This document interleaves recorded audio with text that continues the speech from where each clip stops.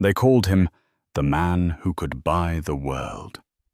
Marcus Harrington, a self-made millionaire whose empire spanned high-end real estate, lucrative tech investments, and exclusive nightlife, never imagined his carefully crafted public image would collapse so spectacularly.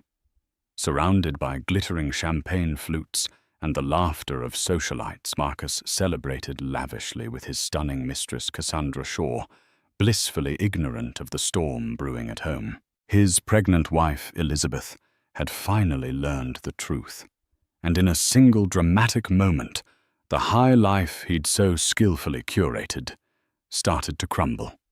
Court papers in hand, Elizabeth arrived at the celebration, setting the stage for a downfall of epic proportions. It was a crisp evening in early spring, when Marcus Harrington's yacht, the Golden Empress, glided through the calm waters off the coast of Miami. The decks glowed with cascading fairy lights, and under a vast, star-dappled sky, the city's most influential faces gathered to toast another one of Marcus's astonishing business triumphs. Marcus had just finalized a deal with a high-profile European conglomerate that would expand his empire into luxury hotels in Rome, Venice, and Paris. Dressed in an impeccably tailored white linen suit, Marcus oozed confidence as he welcomed his elite guests aboard. His thick, dark hair was slicked back, his smile wide and triumphant.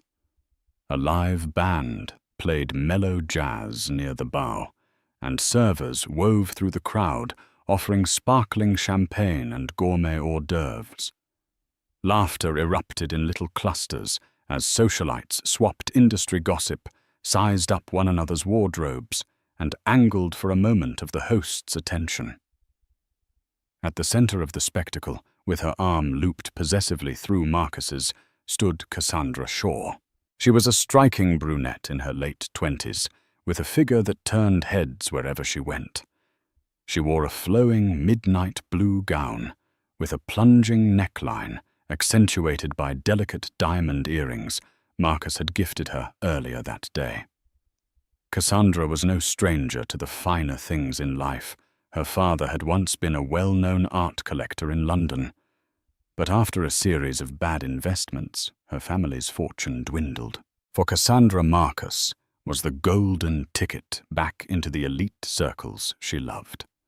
As the party roared, Cassandra swirled her champagne flute, leaning in to whisper in Marcus's ear, "You're the biggest news in town tonight." He grinned, taking a moment to scan the deck. "Of course I am. I worked hard for this." Cassandra flashed a lazy, confident smile. "I'll make sure no one forgets it."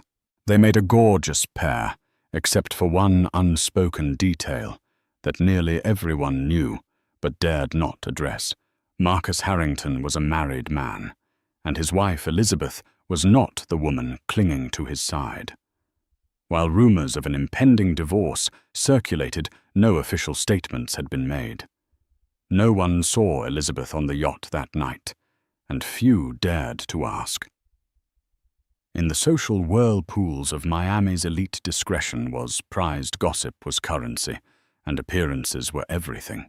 As the music drifted from jazz standards to sultry R&B, Cassandra led Marcus to the dance floor.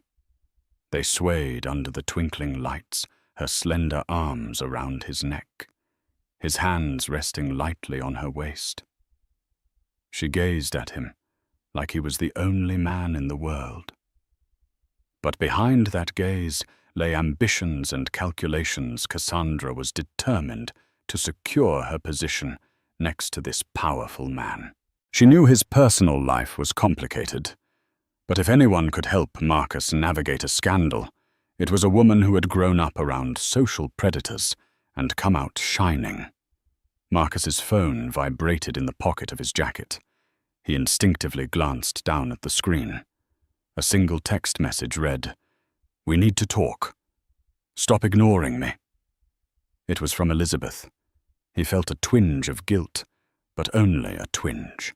Over the last few months, his marriage had become a battlefield of hushed arguments and stinging accusations. Yes, Elizabeth was pregnant, but the baby was not enough to keep Marcus tethered to her. At least that's what he told himself. He clicked his phone to silent mode and slipped it back into his pocket. Tonight was about celebrating. He'd deal with Elizabeth later. A photographer approached with a dazzling camera flash, capturing Marcus and Cassandra in a passionate pose. The brilliant light illuminated Cassandra's triumphant grin. In that fleeting instant, she looked like the queen of his empire. Marcus, for his part, reveled in the allure of being the center of attention, fully believing he was invincible. His success, his wealth, his name all soared to unstoppable heights. The party carried on until the small hours of the morning, drifting further into decadence as guests poured themselves top-shelf liquor and overcame their inhibitions. The band gave way to a DJ who spun pulsing dance tunes. Soon people kicked off their shoes and danced across the polished teak deck. Marcus found himself at the center of every conversation. He was unstoppable, unstoppable. Or so he believed.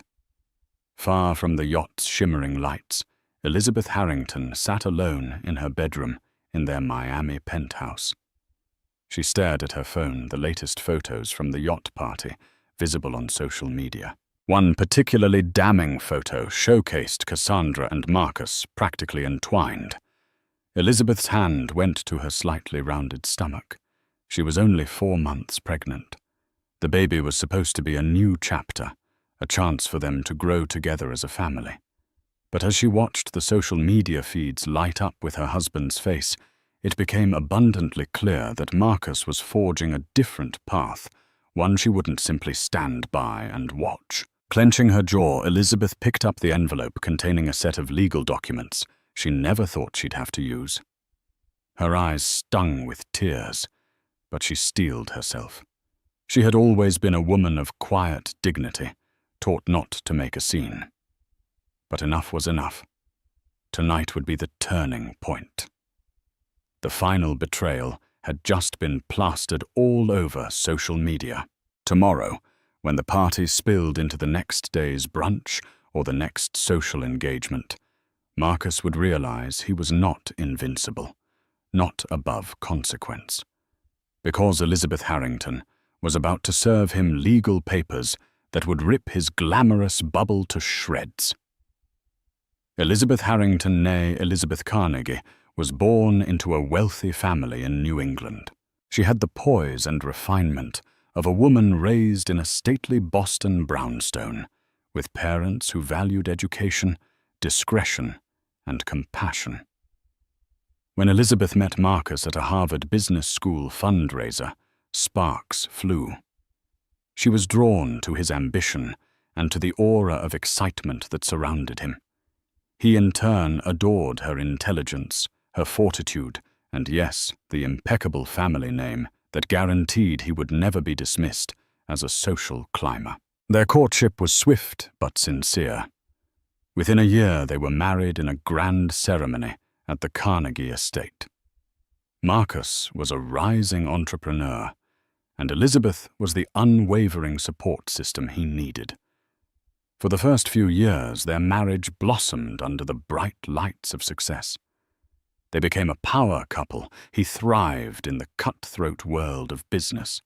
She managed philanthropic endeavors, hosting charity galas that drew celebrities, politicians, and the biggest names in finance. Everything changed when Elizabeth discovered she was pregnant. Initially, Marcus seemed overjoyed by the news. He held her and whispered in her ear that she would be the most beautiful mother in the world. They planned to convert one of the penthouse's spare rooms into a nursery. Elizabeth imagined a future filled with baby laughter, holiday gatherings, and perhaps fewer late nights at the office for Marcus. But as her belly began to swell, so did the distance between them. Marcus took on more international projects, traveling to London and Paris under the guise of global expansion. Over time, Elizabeth saw photographs of those trips. Cassandra Shaw was in too many of them, hiding in the background or standing among a group of colleagues just behind Marcus. At first, Elizabeth convinced herself it was a coincidence. But when social media posts showed Marcus and Cassandra at a private gallery opening in London, an event Elizabeth had no idea he'd attended, her suspicions turned into certainty. As the weeks passed, Elizabeth gathered evidence. She documented suspicious hotel receipts, the phone calls he never returned, the late-night text messages, and the constant presence of Cassandra on every important business trip. Slowly, heartbreak gave way to anger, and anger gave way to resolve. When Elizabeth confronted Marcus about Cassandra, he offered half-baked excuses and changes of topic. "You're being paranoid," he'd say. Or, "She's just an investor, a friend, or the ultimate dagger to Elizabeth's heart. I'm not going to sabotage a major deal because you're insecure." The final blow arrived when Elizabeth found a lacy black dress in the trunk of Marcus's sports car, a size too small to be hers. Marcus had no explanation. "It's a gift for you," he insisted, but Elizabeth recognized Cassandra's perfume. The coil of betrayal tightened, and Elizabeth knew that saving the marriage was no longer about a gentle conversation over dinner. There would be no heartfelt apologies from Marcus, no conciliatory gestures. The man she had married had morphed into someone driven by ego greed and a lust for unending admiration. So Elizabeth took her heartbreak and turned it into fuel. She hired the best divorce attorney in Miami, a formidable woman named Linda Alvarez, known for her relentless pursuit of justice for wronged spouses. Linda was not shy about digging into Marcus's financial records or questioning his business associates. She prepared a set of documents that would not only file for divorce, but also ensure Elizabeth's financial security, and crucially the security of her unborn child. Sitting in her bedroom that night after seeing Marcus dance with Cassandra on that damned yacht, Elizabeth's tears dried up. A resolute calm settled over her. She decided that the next time she saw Marcus, she would not stand by quietly like the naive society wife she used to be. She'd face him, hand him those court papers herself, and watch as the life he thought was so secure came undone. She refused to be a victim of his carelessness any longer. To understand why Cassandra Shaw found herself in the middle of Marcus Harrington's marriage, one had to look back at her own story. Raised in a well-to-do British household, Cassandra spent her childhood in gilded rooms, surrounded by priceless art. Her father, Reginald Shaw, was known in elite circles for his keen eye for emerging artists and his robust network of collectors. He was the very definition of the cultured gentleman. But Cassandra's father also had a knack for risky financial ventures, and one poorly timed real estate gamble in Asia decimated their fortune. At 23, Cassandra found herself stripped of the cushion she'd always known. Gone were the days of front-row seats at Paris Fashion Week, replaced by budget flights and a tiny flat in a dreary London suburb. She was forced to fend for herself, bouncing between modeling gigs and stints as a gallery hostess. Despite the setback, Cassandra never lost her taste for the glamorous life. She still mingled with the upper crust, determined to find a new benefactor, someone whose wealth and connections could restore her to her rightful place. That opportunity came when she met Marcus Harrington at a private auction in London.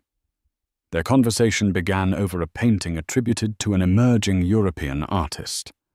Cassandra recognized the piece as an imitation her father had taught her enough to spot forgeries. Marcus was about to bid an absurd sum for it. With a coy smile, Cassandra whispered a warning that saved him from throwing away $500,000 on a fake. Intrigued, Marcus invited her to dinner. They talked art business and their respective upbringings. He was captivated by her charm and insight, She was enthralled by his success and the unstoppable drive in his eyes. Over the next year, Cassandra wormed her way into Marcus's life. She provided him insider tips on art investments, connected him with high society figures in London, and introduced him to circles that would have otherwise taken him years to break into. Marcus, enamored by Cassandra's intelligence and beauty, began taking her on more trips ostensibly for business, but the lines blurred fast. Soon they were sharing hotel suites and stolen kisses during conferences. It was only a matter of time before gossip trailed them. Cassandra was not content with being just a seed fling. She wanted permanence and status. She knew Elizabeth Harrington was the biggest obstacle. Elizabeth held the title of wife, the respectable position that Cassandra desired for herself. The pregnancy was an unwelcome complication, yet Cassandra saw it as an opportunity, too. If Marcus grew weary of Elizabeth's emotional demands, Cassandra could swoop in and offer him unconditional admiration. She played the part of the perfect companion, never arguing about his late nights, never complaining about his global travel schedule, never demanding more than he was willing to give, at least not yet. But Cassandra had bigger plans, and her father had taught her a vital lesson: always understand the financial playing field before making a move. Cassandra spent hours scouring business articles and press releases about Harrington Industries. She dug into real estate portfolios, read any rumor about Marcus's net worth, and studied the social dynamics of the Miami elite. Her findings were thrilling. Marcus was worth far more than he publicly revealed. If Elizabeth initiated a divorce without prenuptial constraints, it might threaten Marcus's empire. Cassandra needed to ensure that if a scandal erupted, she would be poised to step in and soothe him into a new chapter, one where she was at his side, sharing the Harrington name and, more importantly, the Harrington fortune. Behind her sultry smiles and playful banter, Cassandra was carefully stacking the deck in her favor. She dripped sweet words into Marcus's ear about how unstoppable he was, how she believed in his vision. She accompanied him to business dinners, expertly flirting with potential investors. With every success, Cassandra ingrained herself deeper into Marcus's life, and every so often she reminded him that she could vanish if she felt underappreciated. Marcus, addicted to her validation, only pulled her closer. On the yacht that fateful night, Cassandra's heart pounded with excitement, convinced that soon the Harrington marriage would crumble and she would ascend. She could practically taste the triumph. Still, she had no clue that Elizabeth was about to make a move that would shatter the fantasies Cassandra had so carefully built. Cassandra's ambitions were grand, but she was playing a high-stakes game with a man whose moral compass was questionable at best, and a wife whose resolve was stronger than Cassandra ever imagined. One of the lesser-known aspects of the Harrington-Carnegie union was the significant influence Elizabeth's father, James Carnegie, had on their lives. A revered figure in East Coast society, James was a Harvard-educated lawyer and philanthropist who had meticulously built a vast network of influential allies. He also had an uncanny sense for sniffing out deceit, a skill honed from years of defending family estates and corporate giants in high-stakes legal battles. Elizabeth was James's only child. He had raised her to be both compassionate and shrewd, teaching her the delicate balance between kindness and firmness. When she married Marcus, James welcomed him warmly, offering mentorship and occasional financial insights. Marcus initially thrived under James's guidance, gleaning invaluable business strategies that helped expand his real estate ventures. But as Marcus's ego soared, he began to rebel against what he viewed as an overreaching father-in-law. It wasn't long before James noticed changes in Marcus' sporadic mood swings, uncharacteristic arrogance, and an eagerness to hide key financial decisions. When James tried to confront him, Marcus brushed him off with a polite but firm dismissal. Things escalated after Elizabeth discovered Cassandra's presence on Marcus's business trips. During a private dinner at the Carnegie estate, Elizabeth burst into tears, telling her father she suspected Marcus was cheating. James's paternal instincts flared, and he vowed to protect his daughter at any cost. While Elizabeth struggled to process her heartbreak, James leveraged his vast network to investigate. Quietly behind the scenes, he compiled evidence of Marcus's indiscretions: photos, financial records, even witness statements from business associates who had seen Marcus and Cassandra together at corporate events. Elizabeth's pregnancy only heightened James's resolve. He was adamant about protecting his future grandchild from an irresponsible father who seemed to be chasing hedonistic pleasures at the expense of his family. He urged Elizabeth to consider her legal options, guiding her to contact Linda Alvarez, the formidable divorce attorney known for winning near-impossible cases. Meanwhile, Marcus grew more distant and reckless, channeling all his focus into new deals and lavish celebrations. He stopped attending family gatherings, offering flimsy excuses like emergency business trip or critical investment meeting. None of it fooled James.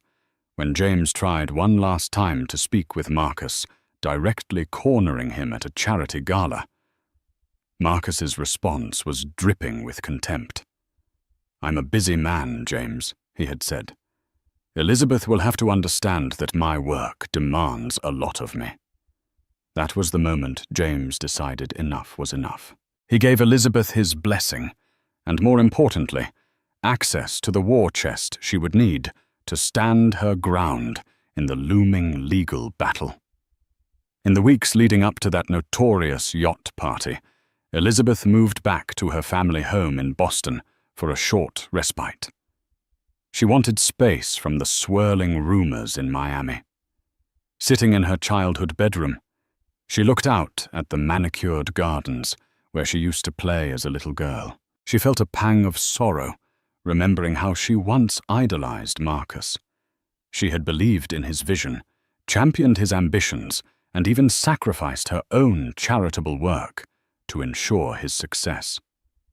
Now, as she gently rested a hand on her growing belly, she realized the greatest gift she could give her child was to walk away from the toxic environment Marcus was creating. Together, Elizabeth and James weighed their strategy. They decided to serve Marcus the papers in a manner that would leave no room for manipulation. Public, irrevocable, and shocking enough to ensure Marcus couldn't sweet-talk Elizabeth into halting proceedings or twist the narrative. It would be a moment of raw confrontation. Though Elizabeth dreaded the public humiliation, she recognized it as a necessary step to reclaim her life. Then came the perfect opportunity: Marcus's post-celebration brunch at an upscale Miami restaurant, an event guaranteed to be crawling with paparazzi and well-connected socialites. Elizabeth would arrive unannounced, documents in hand. The plan was simple, yet dramatic. The wife he had publicly neglected would serve him with legal retribution in front of everyone whose opinions he valued so highly. But fate intervened in a twist Elizabeth never saw coming, because that same morning, Cassandra orchestrated a surprise press conference outside the restaurant to announce a new philanthropic initiative. She and Marcus were launching a transparent PR move designed to present their relationship as something more than just rumor. It was a brazen attempt to legitimize her status at Marcus's side. The stage was set for explosive drama. If Marcus expected a triumphant unveiling of his new philanthropic partnership with Cassandra, he would be sorely mistaken. Because Elizabeth, quiet and dignified, was about to strike a blow that would reverberate through Miami's high society circles for months, if not years, to come. The sun was blistering that Florida morning as elite guests and media representatives gathered outside the chic restaurant known as Le Palais d'Azur, a hotspot for celebrities and millionaires. Marcus Harrington pulled up in his gleaming black Bentley, Cassandra perched on his arm like a trophy.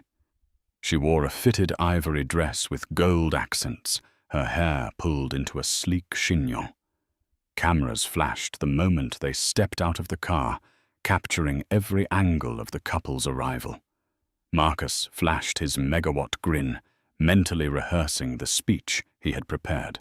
The event was carefully orchestrated to highlight the philanthropic wing of Harrington Industries, though in reality it was a thin veil for parading Cassandra as a charitable partner and a more acceptable presence in his life. Inside the restaurant, everything was polished and glittering.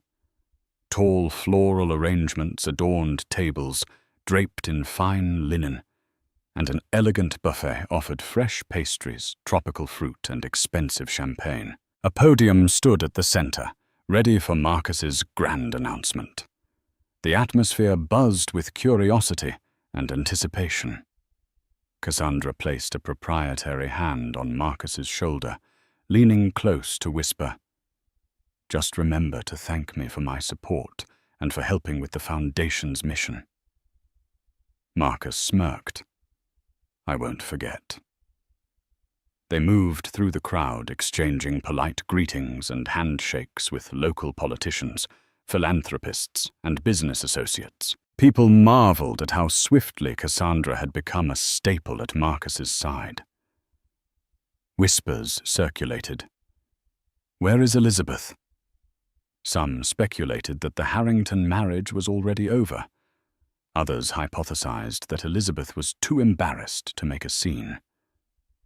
Right on cue, Marcus stepped up to the podium, tapping the microphone to silence the chatter. "Good morning, everyone." He began, radiating confidence. "Thank you for joining me on this beautiful day.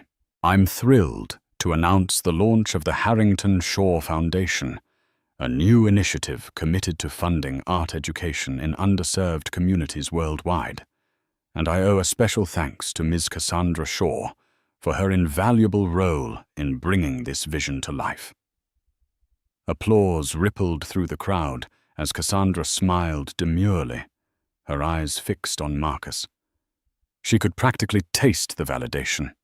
Her name was now linked to his publicly. This was precisely the legitimacy she craved. Then, as Marcus cleared his throat to continue, the restaurant doors opened. A hush fell upon the crowd. Elizabeth Harrington stood in the doorway, her chin held high, her posture as regal as any Carnegie woman's would be. She wore a simple, elegant black dress that accentuated the slight curve of her pregnant belly. The tension in the air was palpable. Cameras pivoted sharply in her direction. Marcus paused, his eyes widening. Cassandra's smile faltered, replaced by a flash of panic. Reporters sensed a bigger story unfolding and started snapping photos of Elizabeth. Elizabeth walked forward, each step purposeful. She locked eyes with Marcus, ignoring Cassandra's presence.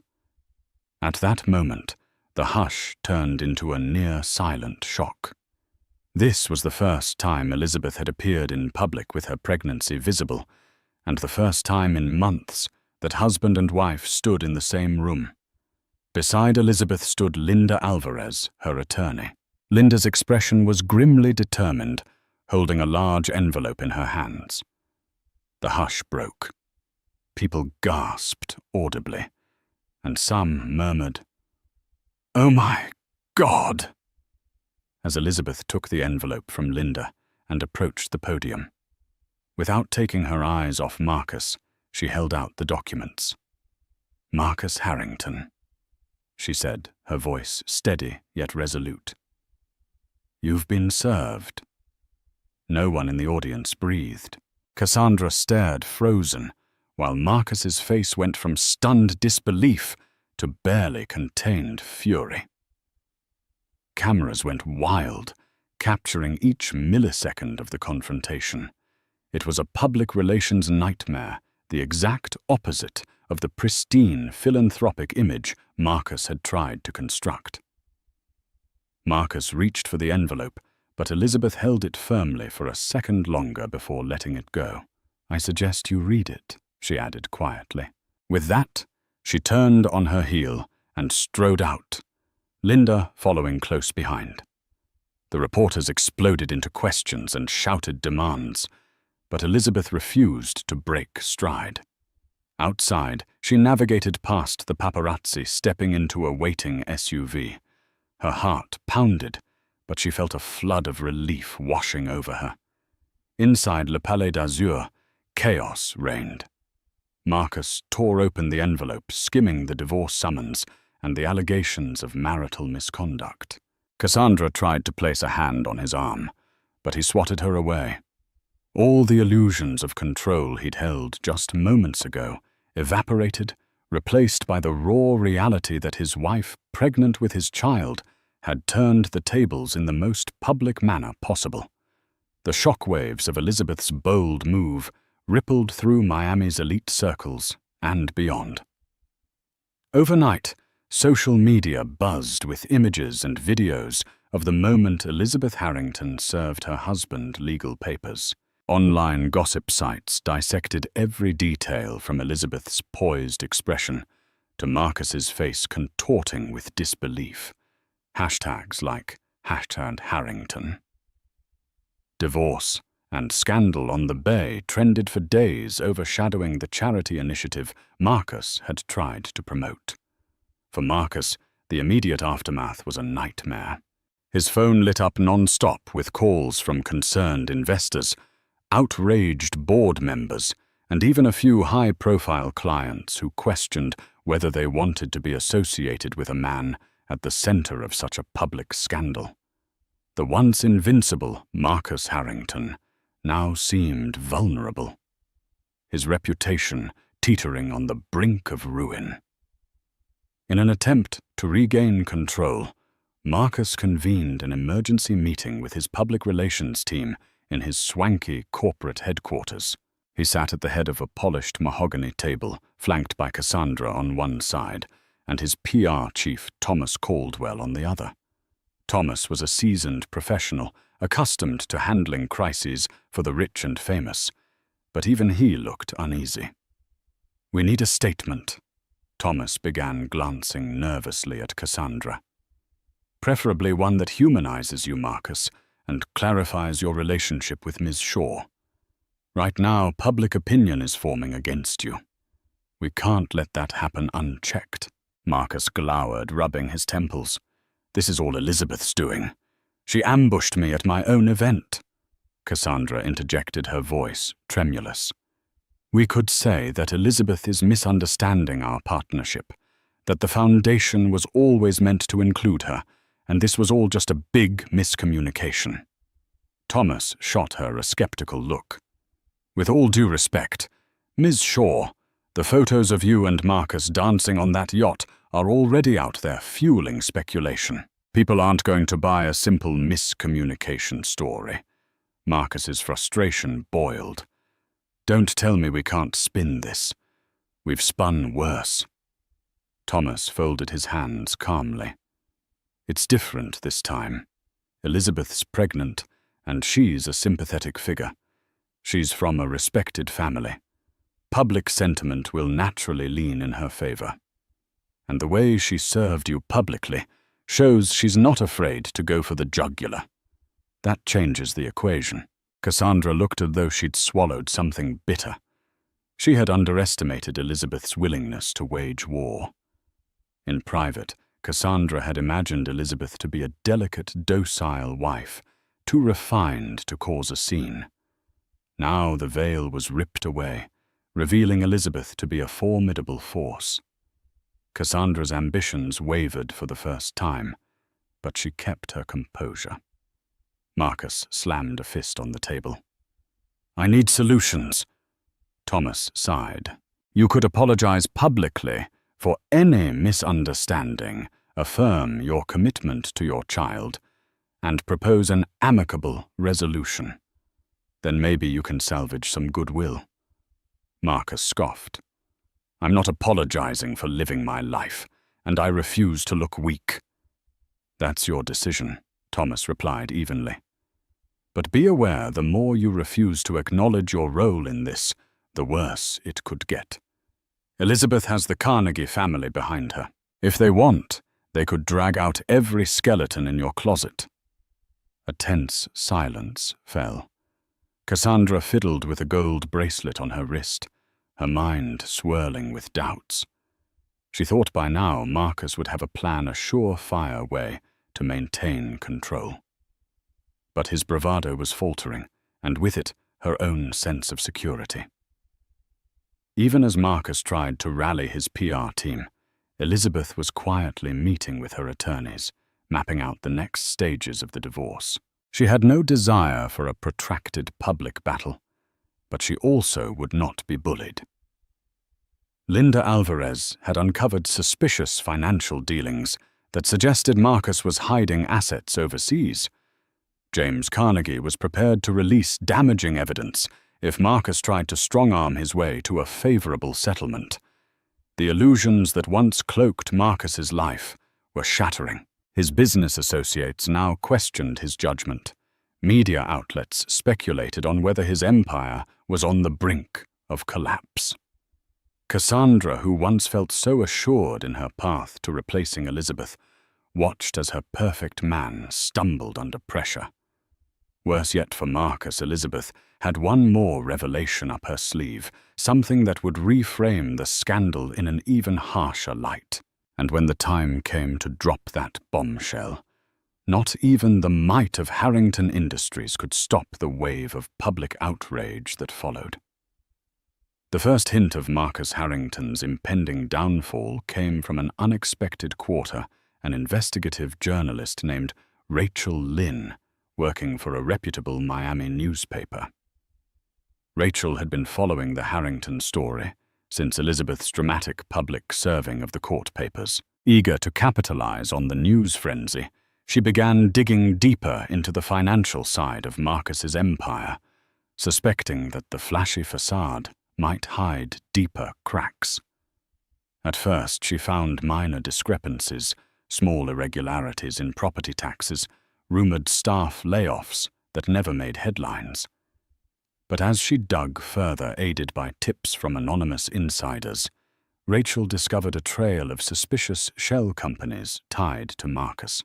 Funds seemed to flow in and out of these shell entities in a way that hinted at tax evasion or money laundering. Rachel approached Elizabeth's legal team, but they maintained a careful neutrality, refusing to comment on pending legal matters. Still, Linda Alvarez hinted off the record that there were indeed some questionable financial moves Marcus had made, and that they were compiling evidence to protect Elizabeth's entitlements in the divorce settlement. Sensing a bigger story, Rachel pressed on. The journalist's persistence eventually led her to a contact within one of Marcus's offshore banks in the Cayman Islands. The employee, hidden behind confidentiality agreements, risked their career to leak documents showing that Marcus had been funneling profits from Harrington Industries into personal offshore accounts for years. The amounts were staggering, and the purpose unclear. Was he evading taxes, or was this simply a strategy to shield assets from potential lawsuits and creditors?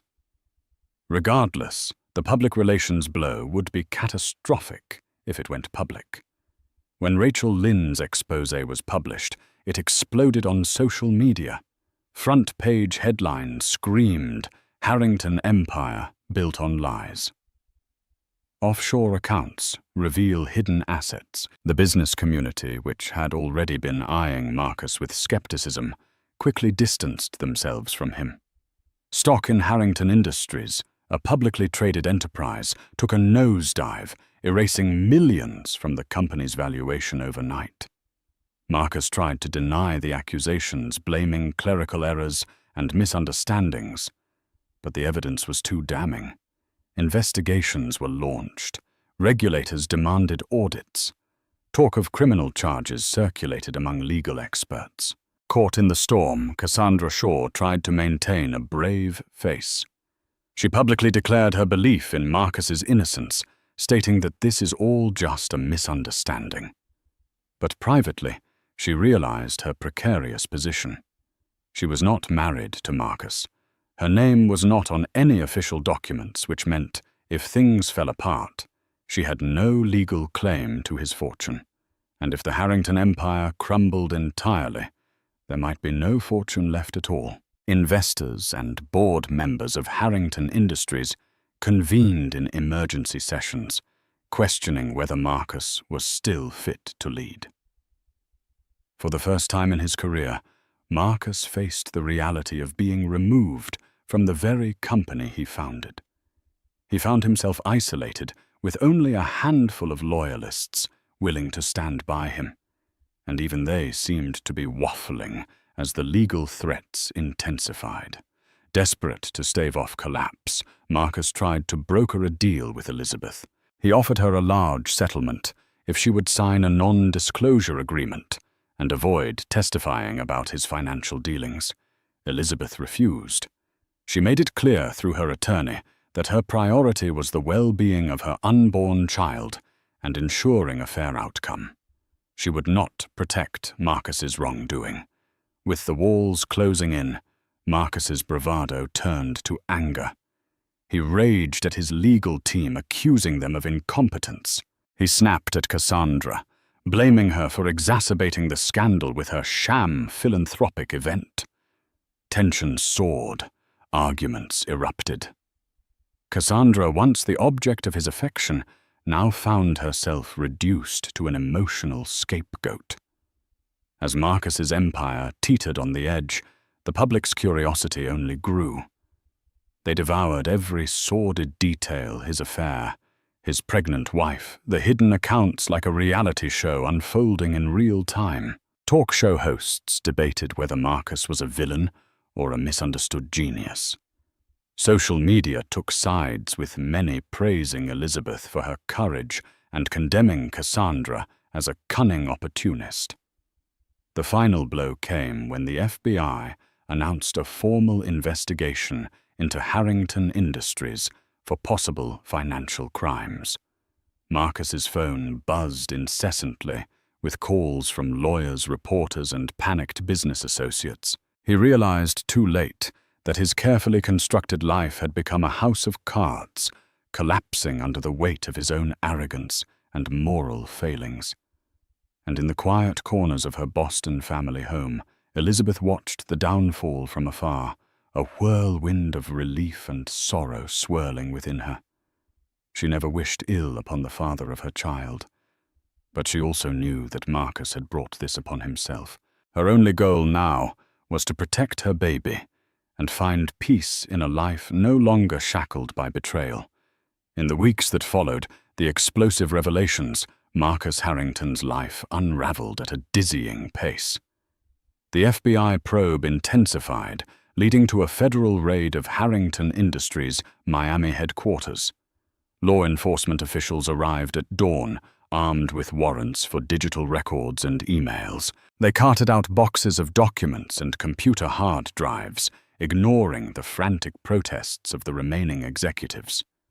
News helicopters circled overhead, capturing the moment for national broadcasts. Marcus, typically suave in a tailored suit, was photographed that morning in a wrinkled shirt and disheveled hair, arguing with agents at the front entrance. The image became an instant media sensation, a stark symbol of the downfall of a once mighty titan. Cassandra watched from her own condominium, which Marcus had purchased months ago. She sat curled up on a plush sofa, eyes glued to the TV, as a news anchor described the allegations: securities fraud, tax evasion, money laundering. The anchor speculated about the possibility of prison time. Cassandra's phone buzzed with messages from acquaintances and curious onlookers, some offering fake sympathy, while others asked if she'd known about Marcus's illegal dealings. She felt a chill settle in her bones. For a moment she considered calling Marcus to offer support. But the truth was, she had her own survival to think about. If Marcus's empire was doomed, how would she maintain her lavish lifestyle? If he was indicted, would she be pulled into the investigation as an accomplice or a witness? Fear mingled with regret. She had bet everything on a man whose throne was now crumbling beneath him. Meanwhile, Elizabeth pressed forward with the divorce proceedings, steadfast in her goal of securing financial stability for her unborn child. The Carnegie family's lawyers were relentless in their negotiations, insisting that Elizabeth be granted a significant portion of any remaining assets, as well as child support and a trust fund for the baby's future. With every new detail of Marcus's financial misdeeds that surfaced, Elizabeth's legal team tightened the screws, leveraging the scandal to her advantage. Despite the chaos, Elizabeth remained dignified and relatively silent in the public sphere. She granted no interviews, made no social media posts, and refused to be baited by tabloids seeking a juicy angle. She spent her days preparing for motherhood, decorating a nursery in a quiet wing of the Carnegie estate, scheduling prenatal appointments, and leaning on the emotional support of her father and close friends. Her life, once filled with lavish parties and social obligations, narrowed to a quiet, purposeful focus on protecting her future child. Then came the day of the preliminary divorce, hearing a media circus outside the Miami courthouse. Cameras lined the sidewalks, reporters jostling for position to catch a glimpse of Marcus and Elizabeth. Both arrived in separate vehicles, escorted by their respective legal teams. In the courtroom, Elizabeth sat in quiet composure, wearing a simple maternity dress. Across the aisle, Marcus appeared, drained dark circles under his eyes. Cassandra was notably absent. The hearing began with formalities, reading of the petition confirmation of identities. Then Elizabeth's attorney laid out the crux of the case. Marcus's repeated infidelity, his emotional neglect of a pregnant wife, and his shady financial dealings that put the family's future at risk. Marcus's lawyer tried to paint Elizabeth as vengeful, accusing her of orchestrating the public serving of court documents to damage Marcus's reputation. But the judge's expression remained impassive, clearly more concerned with the well-being of the unborn child than social theatrics. When Marcus was asked if he had anything to say, he hesitated. Gone was the cocky, self-assured entrepreneur. His voice wavered as he tried to muster a defense. "I never intended to hurt Elizabeth," he said quietly, glancing at his wife, soon-to-be ex-wife. Things spiraled out of control. Elizabeth met his gaze, her expression tinged with both sadness and resolve. She did not speak. She had said all she needed through her legal documents and the unwavering look in her eyes. "You brought this upon yourself." The court set a date for a final hearing and required both parties to attend mediation. The judge also mandated that Marcus place a substantial bond into an escrow account to ensure financial support for the child given the uncertain future of Harrington Industries. It was a small victory for Elizabeth and a bitter pill for Marcus, who no longer had the liquid assets he once commanded. Outside, as Elizabeth left the courthouse, reporters shouted questions. "Elizabeth, do you have any comment about Marcus's alleged crimes? How do you feel about raising this child on your own?" She offered a polite but firm "no comment" and slipped into her car. Her silence spoke volumes. She was done with the public spectacle. Inside his own SUV, Marcus stared at his reflection in the tinted window. He felt the invisible weight of karma pressing down. All the illusions of invincibility he'd clung to for so long were stripped away. In a matter of weeks, he had lost respect in the business world, faced the possibility of jail time, and risked losing his child's future. For the first time in years, he found himself wondering if this was the price of his arrogance and deceit. Cassandra called him that evening, but he let it go to voicemail. He couldn't bear to face her questions or her potential departure. Slowly, Marcus realized that every relationship in his life had been transactional, based on utility and prestige. Now, stripped of power and influence, he was left wondering if anyone truly cared about him at all. And so the stage was set for Marcus's final humbling, a journey through legal battles, public disfavor, and personal regrets.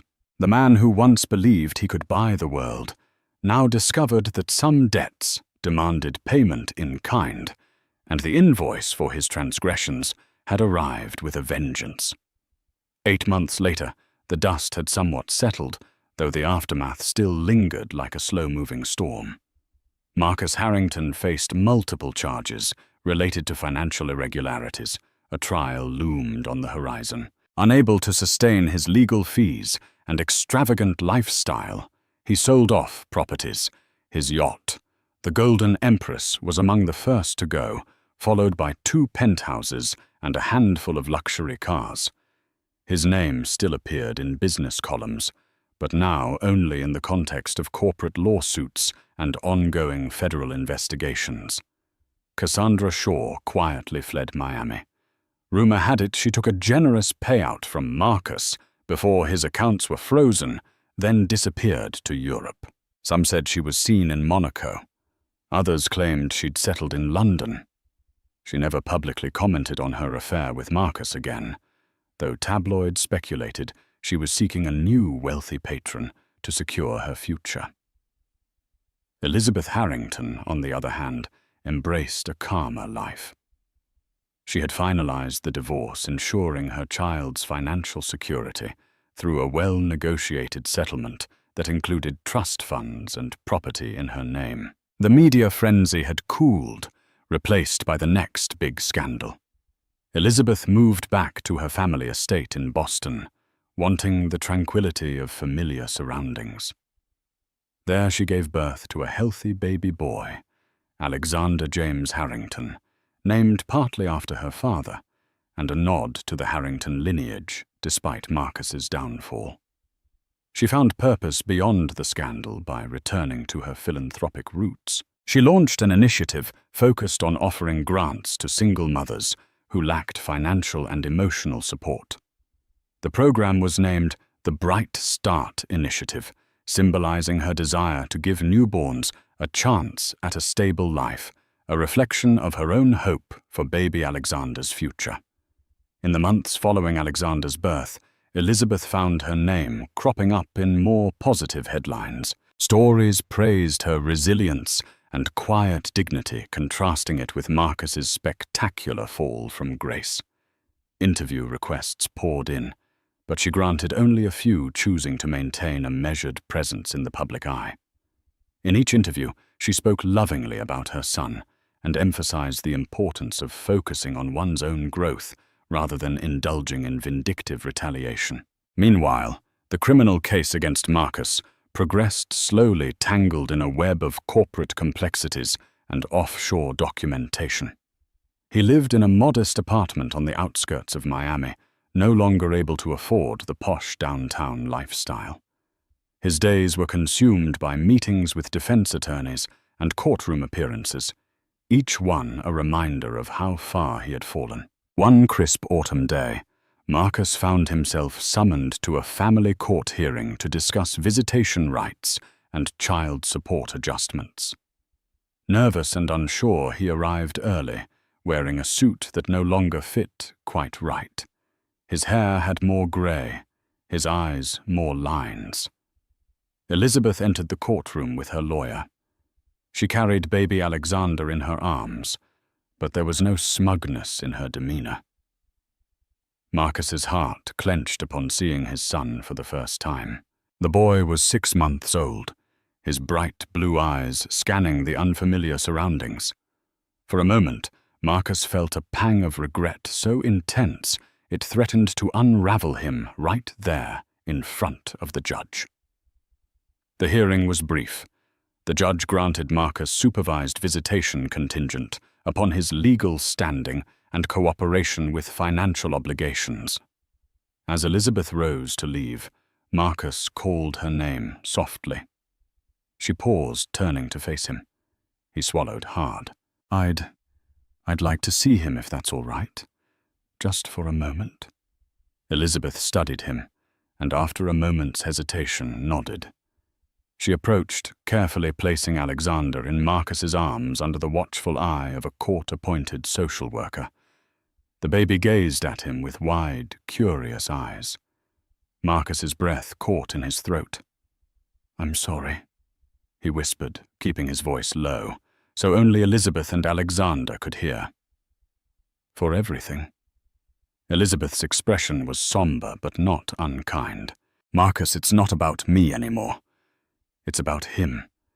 He deserves better than what we had." Marcus nodded, tears brimming in his eyes. "I know. I want to do better. I'm trying." She didn't offer forgiveness, nor did she lash out. Instead, she simply took Alexander back, giving Marcus a small nod. And in that gesture there was a whisper of understanding, perhaps not absolution, but an acknowledgement that the future lay in their ability to co-parent as best they could. After the hearing, Elizabeth left, cradling Alexander. Marcus stood in the hallway for a long time, wrestling with a storm of guilt, regret, and a faint stirring of hope. He realized that losing everything might be the harshest lesson he'd ever face, but the lesson was teaching him what truly mattered. Over the following weeks, Marcus's visitation with Alexander became the sole bright spot in his life. He spent hours reading board books, marveling at every smile and gurgle. Elizabeth remained cordial, setting clear boundaries. Slowly, the rancor between them settled into a steady civility, driven by their shared love for Alexander. No one could say for certain what the future held for Marcus. His trial date for financial crimes still loomed. A prison sentence was a real possibility. But as he held his son, he realized that maybe, just maybe, he had a chance to salvage a part of his humanity. And that, in the end, was the hardest but most vital step toward redemption. And so the tale of Marcus Harrington, once a millionaire, celebrated for his boundless ambition, ends on a sobering note. His grand empire, built on illusion and fueled by arrogance, crumbled under the weight of karma. A scandalous affair, a pregnant wife's courage, and a father-in-law's relentless pursuit of truth exposed every crack in his armor. But amid the wreckage, a lesson emerges: wealth and power without integrity can become shackles of one's own making. If you've been captivated by this dramatic journey of betrayal, heartbreak, and redemption, don't forget to show your support. Like this video to let us know you enjoyed the story. Share it with friends who love real-life drama turned novel, and subscribe to our channel for more epic tales of human triumphs and tragedies. Your engagement helps us create more stories that both entertain and inspire. Thank you for watching.